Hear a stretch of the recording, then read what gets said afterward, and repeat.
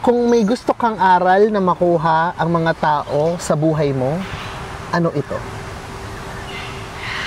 Tumahimik po tayo panandali at ating pundamhin ang presensya ni April. Bigyan po natin siya ng pagkakataong makapag-isip ng kahit kaunting aral lamang na pwede niyang maibahagi sa mga manonood. Walang aral.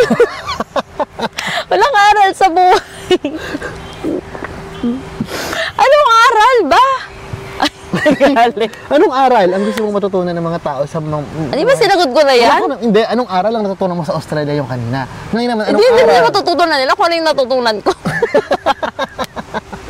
Ito yung mga klaseng estudyante na tamad, alam, halatang.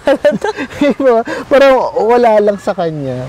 So, Aral na gusto ko matutunan nila. Ganun nga din talaga. Kung ano yung... Kung ano yung kinuwento ko kanina. I-rewind ko na lang mamaya. Babalik ko na lang. Babalik ko na lang. Basta yun yung, madami. Isa na yun, yung una ko sinabi. Rewind mo, alam mo naman yun. Oo.